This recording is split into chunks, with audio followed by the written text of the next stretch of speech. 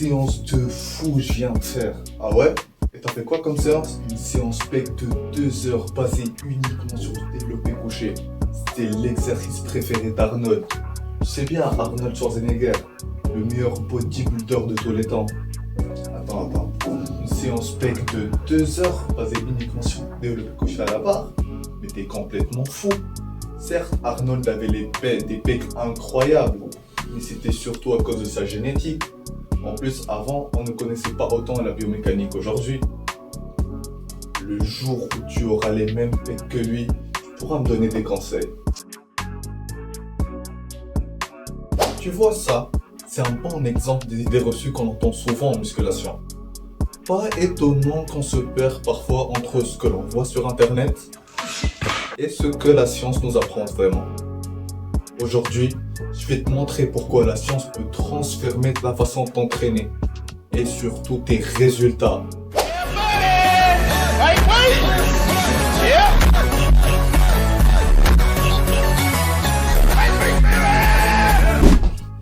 Si tu cherches à optimiser tes entraînements et à éviter les erreurs courantes qui freinent tes progrès, tu es au bon endroit.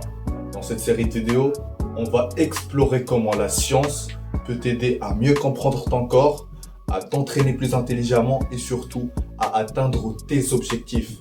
Ce projet, c'est plus qu'une simple série de vidéos. Je vais t'expliquer les bases de la musculation avec une approche scientifique, comment fonctionnent tes muscles, pourquoi la nutrition est cruciale et surtout comment t'entraîner efficacement, que tu sois débutant ou avancé.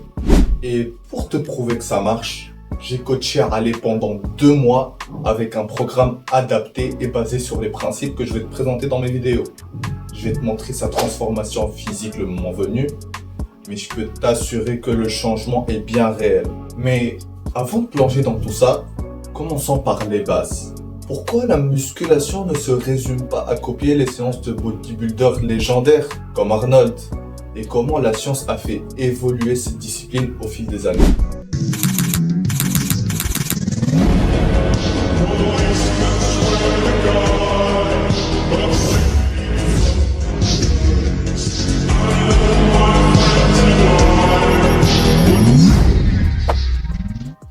La musculation n'a pas toujours ressemblé à ce que l'on voit en salle. Tout a commencé à la fin du 19e siècle avec un homme qu'on considère comme le père du bodybuilding moderne, Eugene Sandow. À l'époque, il ne s'agissait pas d'être le plus gros, mais d'avoir un physique esthétique. Une sorte de statue grecque vivante. Wow! Sandow a popularisé la culture physique avec des spectacles où il montrait sa force et sa musculature.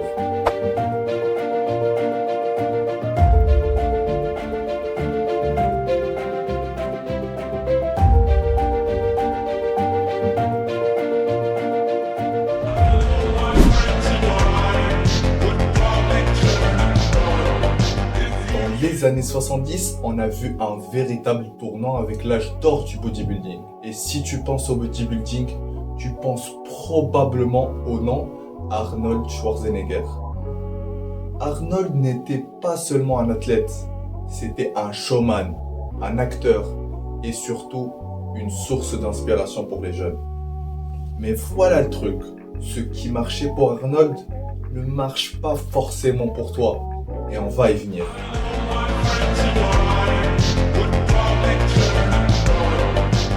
Dans cette partie, je pense que j'ai un décor plus adéquat que ça. Voilà qu'on est là. Aujourd'hui, grâce à la recherche, on comprend mieux la biomécanique, les cycles de récupération et même l'impact de la nutrition sur les performances. C'est aussi à cette époque qu'on a connu la meilleure génération de bodybuilders, avec des noms comme Ronnie Coleman, Jay Cutler ou même Kevin Leroy, qui sont maintenant une source d'inspiration pour les jeunes.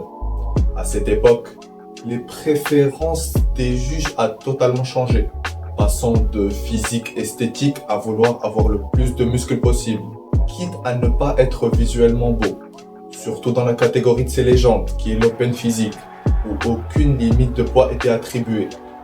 Donc les athlètes cherchaient toujours à avoir le plus de muscles humainement possible. Malgré que leur entraînement n'était pas encore optimisé à 100%, leur acharnement et discipline leur a forgé des physiques incroyables.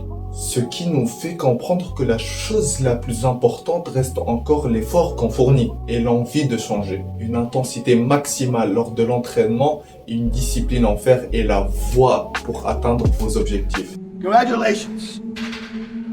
You achieved failure. Failure has been achieved, thank God. Now, the only place to go from failure is to win. You have to achieve failure. You have to take it that far. Nobody wants to go that far. It's too scary. But you know something? I got news for you. That's where winning is. It always has been. Nothing's changed. On peut s'entraîner de la meilleure des manières, mais si on va à la salle une semaine sur deux, ou si on se donne pas à 100% lors de chaque entraînement, vous ne faites que perdre votre temps.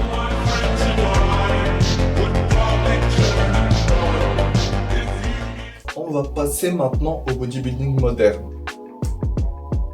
De nos jours, tous les bodybuilders professionnels ont recours à des coachs qui sont spécialisés et diplômés dans la prise de muscle. Cela garantit à l'athlète d'utiliser son plein potentiel grâce à des programmes sur mesure et une alimentation millimétrée. Nous assistons à la génération d'athlètes avec le plus grand potentiel. Des jeunes de 20 ans affichent un physique impressionnant. Des phénomènes comme Sam Sulek ou d'autres qui ont un physique extraordinaire pour leur âge. Ce qui promet un futur radieux pour le bodybuilding. Tout cela est en partie dû aux avancées scientifiques que les athlètes exploitent pour arriver à ce niveau. Et c'est mon objectif de vous dévoiler leurs secrets et les techniques qu'ils utilisent pour que vous aussi vous exploitez votre plein potentiel.